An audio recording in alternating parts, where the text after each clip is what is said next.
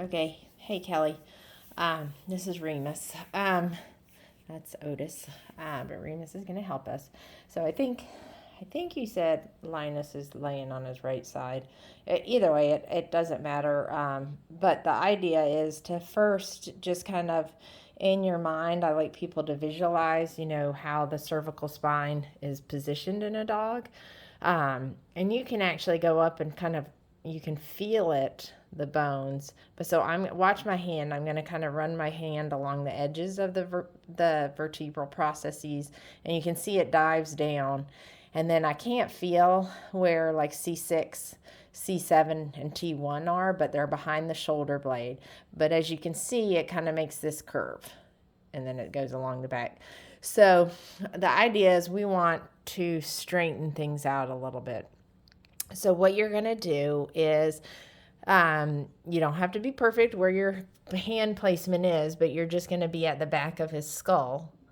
And essentially my thumb is behind the base of the ear where you feel the skull widen out.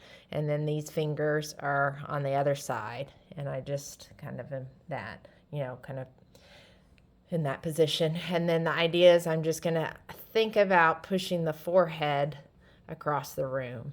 And it's very subtle and slow because you do want them to kind of quote unquote buy into it and not get kind of like, oh my God, what are you doing?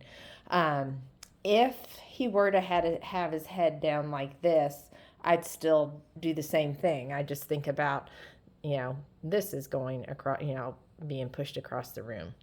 I think you said he's trying to, keep his head arched, and that's okay.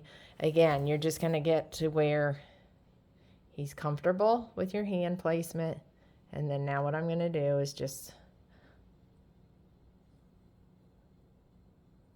slowly push across. I'm trying not to push down or in any other direction. It's just that subtle of a movement. And then once you get kind of a few millimeters, you just hold it.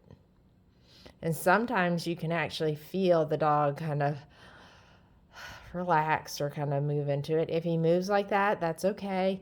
And then what I might do is say, can I get a little bit more movement?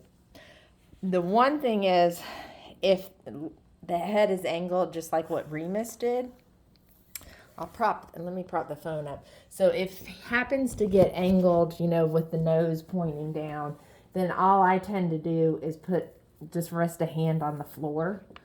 I'm going to do this way just so he doesn't end up going down too far. And again, I'm just using that hand kind of as a brace. And now I'm just pushing the forehead. I say forehead, but again, that's just the thought. And then if he's fine, you just hold it. And you can hold it for as long as he kind of lets you do that. So that's the cervical traction. I'm trying to think of there's yeah, I think that's all I'm going to have you do for now. The left, you could see if maybe putting a little because again, what I think is probably going on is he's got nerve impingement and it's bothering that leg. So you could try a couple different things. Will you put your head down, boo? Thank you. You could try just a little gentle traction of this left leg. So all my right hand's going to do, I'm just stabilizing. And now I'm just going to give a gentle stretch. And he, Linus might fight you on it like Remus just did. If he cries out, don't do it.